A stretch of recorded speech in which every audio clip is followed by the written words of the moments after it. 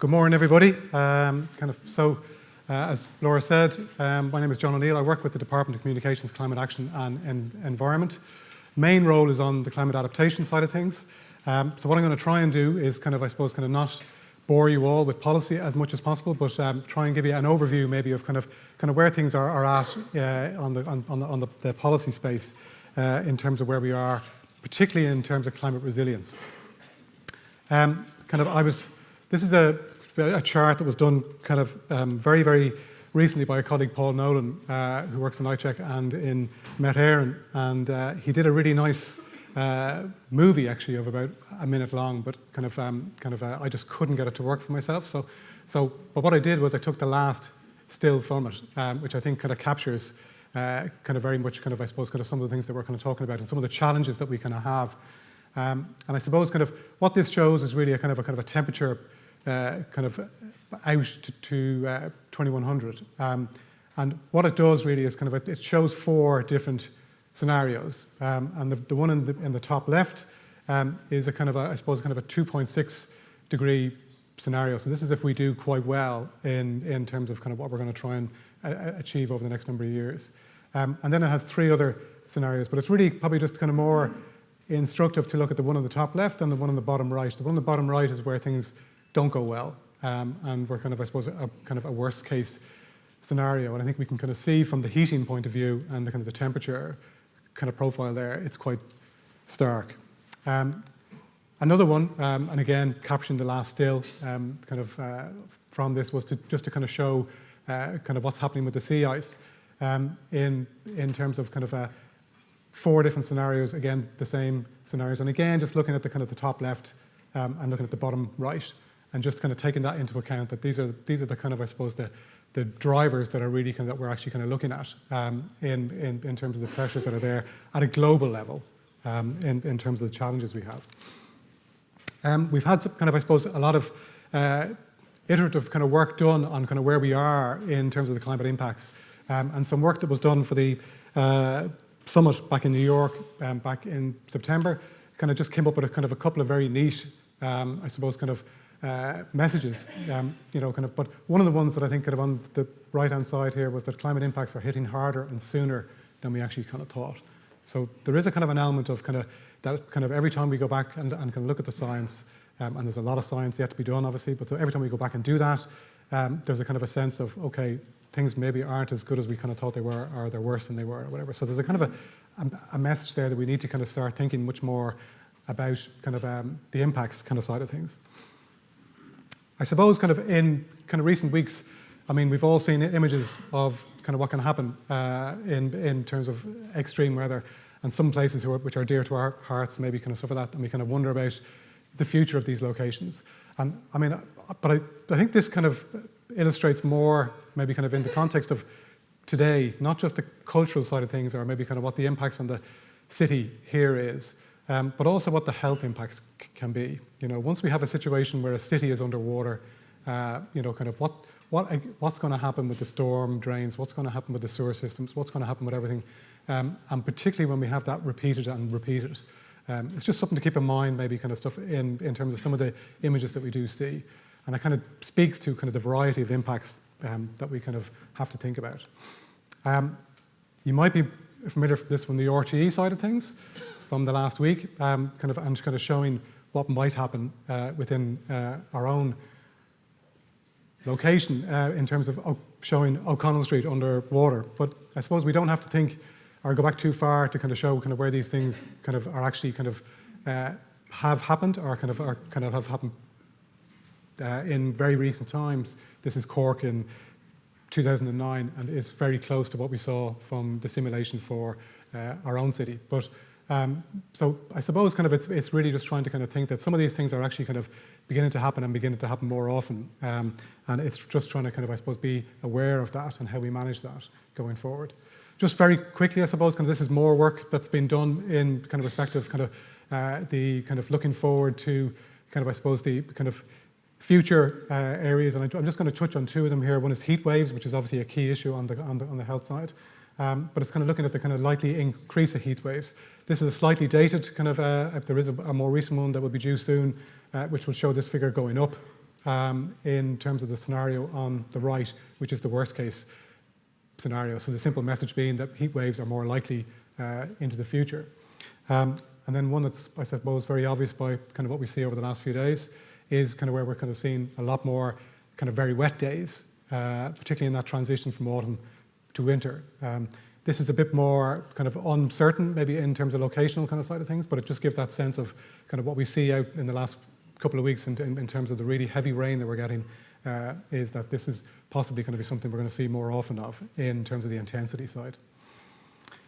So back down to the policy side of things, and I suppose kind of just starting with 2014, which is only going back 5 years, but our policy, our first kind of national policy really there on climate was talking about, it was underpinned by a transition to a low carbon, climate resilient economy by 2050, and that's still our climate policy currently. And as Laura mentioned, in 2015, then we introduced our first climate change legislation in Ireland, and the key aspects of that were, as Laura mentioned, we have the Climate Change Advisory Council. So we had this body which is now independent and has a very strong role to play in terms of advising government on policy, but also has a very strong role to play on the climate resilience side of things. So that's an important kind of part of that. In 2017, we had the National Mitigation Plan, and that was followed in 2018 by the National Adaptation Framework, which was kind of mentioned earlier, which is the main part of kind of the work I've been involved in. And then more recently, we've had the Climate Action Plan from June of this year. And I'll come back to that. But I suppose there's an aspect of things are getting there's an awful lot happening in the climate space, as we all know. But on the policy side, there's quite a bit, even over the last 2 or 3 years, of plans coming out and policies and so forth. So just to focus for a little minute on the National Adaptation Framework. This was really about trying to set out a kind of an overall arching framework for how the sectors and the local authorities were going to go about how they plan for climate resilience into the future. So it talked about governance and reporting. It talked about kind of putting guidelines and other supports in place to help the sectors and the local authorities, and I'll come back to that. A big key issue here was trying to increase awareness. I mean, one of the key aspects of the National Adaptation Framework was to put a national policy document out on adaptation, so that we could really kind of start a conversation about what we're going to do in terms of the planning processes. And then try and think about how we might integrate climate resilience into kind of everything we do, whether that's at the national level or at the local level. And then finally, obviously, to capture that, how we deal with the local and kind of regional approach and not just look at the national level. So, not to kind of take away from what Colm's going to be talking about later, but kind of only back at Halloween, we had the launch of 12 sectoral adaptation plans that were done under the National Adaptation Framework. So this covered kind of 12 sectors under 7 government departments, covering all sorts of areas, including health, which you'll hear about shortly, but also the built and archaeological heritage, agriculture, transport, water quality, water services. So there was a lot of work put in by the sectors at a national level to get this done. And those plans now will be the start of the implementation phase. On the local regional side of things, I suppose when we were doing the National Adaptation Framework, and even before that, we did recognise that kind of whatever we do at the national level, it's really important that we address the local regional kind of level, because a lot of the implementation is going to happen there, particularly through the planning system, and particularly when we're talking about climate resilience. So from that point of view, back in 2018, we set up 4 climate action regional offices known as the CAROs, and they're located on a kind of a regional basis. So the Dublin metropolitan area that includes the 4 local authorities is one. We have the Midlands, where Kildare lead out, and we have the Atlantic Southwest, where Cork lead out, and then the Atlantic Northwest, where Mayo lead out.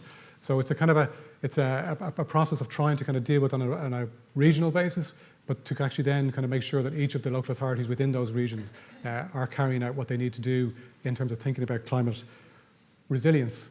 And that, I suppose, kind of mirrors what's happened in the sectors. So around the same date, just before the end of September this year, all 31 local authorities had done their adaptation plans. And that's just an example of 1 or 2. But a key issue here was really about kind of how we try to integrate kind of what's happening at the sectoral level, at the national level, and what's happening at the regional level.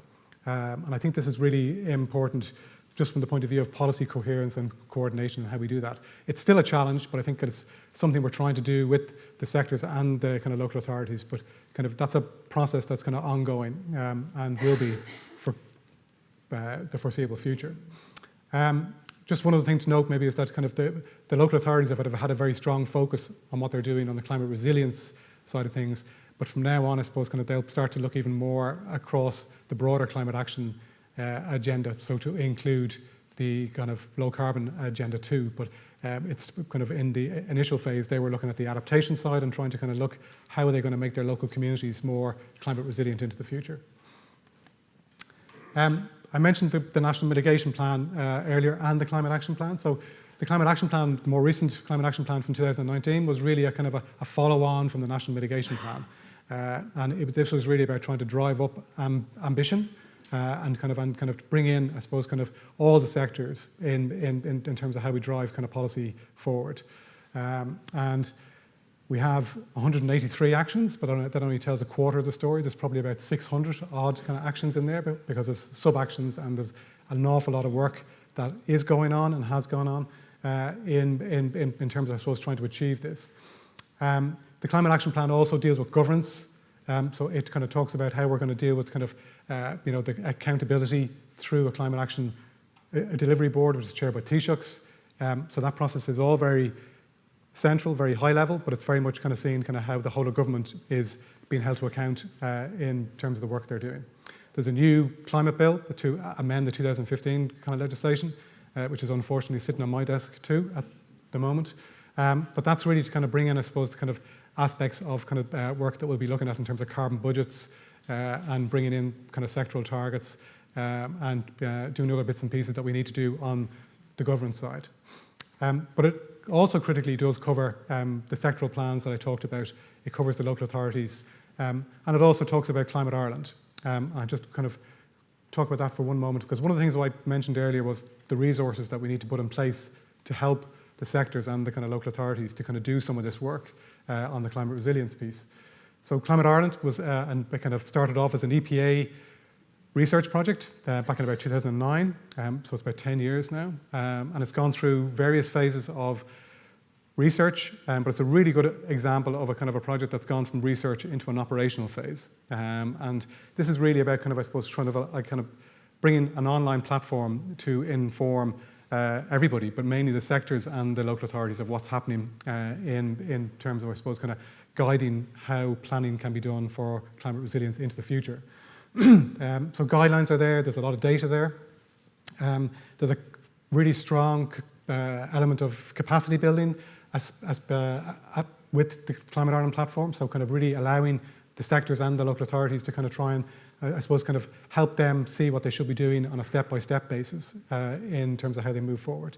But we see this as being a kind of a much bigger project maybe moving forward, and so does the Climate Action Plan. So this is something that will probably kind of become much more of a permanent kind of operational basis kind of into the future that will kind of focus on climate impacts and be able to be kind of, I suppose, kind of take a lot of the very heavy science and kind of data and translate that into kind of something that's very useful for all elements, for the sectors, for the local authorities, and for the public in terms of what we're doing.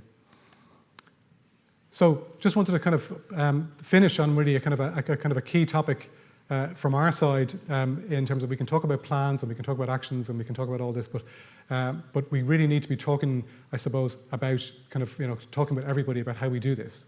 So kind of, having the conversations around decisions that have to be made, some of them very tricky decisions, maybe on the climate resilience piece, but we do need to involve all our communities in terms of how we move forward.